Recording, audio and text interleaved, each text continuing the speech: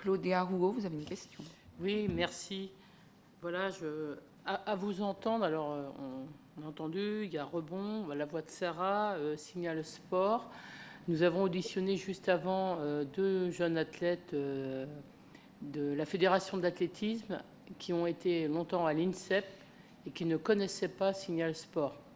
Il semblerait qu'ils n'en fassent pas du tout la promotion, la communication. Donc, est-ce que vous le saviez? Parce que c'est quand même chez les athlètes de haut niveau qu'il y a le plus de violence, qu'elle soit sexuelle ou autre. Et c'est quand même très étonnant qu'il n'y ait pas de communication à l'INSEP. Et la multiplication de ces associations qui se créent, est-ce que vous ne pensez pas à un moment donné que ça pourrait faire perdre un peu, diluer en fait toutes les remontées des personnes qui souhaitent exprimer quelque chose, et puis que finalement on ne sache pas réellement ce qui se passe dans les fédérations.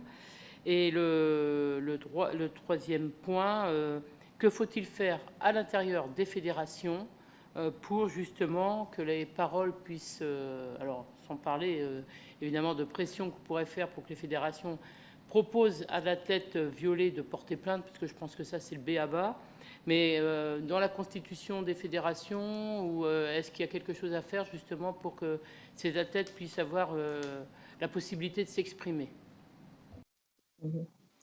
Alors, dans l'ordre, première question à l'INSEP, c'est ça, le signal sport n'a pas été indiqué, et bien, vous faites bien de me le dire, puisque je ne le savais pas. Mon exposition était présente avec un numéro d'appel, le 119, qui fait partie d'une des photos.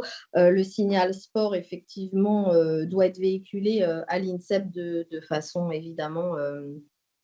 Il faut qu'il soit présent, et ça, il faut en parler directement à la direction, et je peux effectivement faire remonter l'information. Signal Sport, c'est peut-être pas assez connu. Effectivement, ça vient pas du ministère, puisque sur le site du ministère, Signal Sport, il y est en grand, et on peut cliquer pour dénoncer et puis parler du grave problème ou psychologique ou sexuel qui nous arrive. Mais je pense que c'est aux fédérations et aux clubs en fait de l'indiquer. Peut-être que les clubs ne sont pas au courant non plus du signal sport, ou ne sont pas assez en place là-dessus sur leur site internet, et lors de réunions ne préviennent pas assez les athlètes de ce signal en fait. Donc là, il y a effectivement un bémol là-dessus. Il va falloir voir avec les différentes fédérations et tous les clubs pour que les signals sport soient beaucoup plus instaurés, et que ça devienne automatique en fait. Pour la première question. La deuxième, sur la constitution des fédérations. Sur les différentes associations, je pense que les différentes associations ne proposent pas la même chose. Rebond, c'est aussi beaucoup sur la réparation et les conférences. Colosse au pied d'argile, ça fait des années qu'ils sont présents avec, je crois, plus de 40 salariés qui font un travail énorme sur le terrain, et qui sont au niveau international aussi très bien placés, qui font un travail super et différent. Et la voix de Sarah, avec son exposition et aller sur le terrain, à la fois dans les institutions sportives, les hôpitaux aussi, puisque j'ai fait aussi quelques hôpitaux.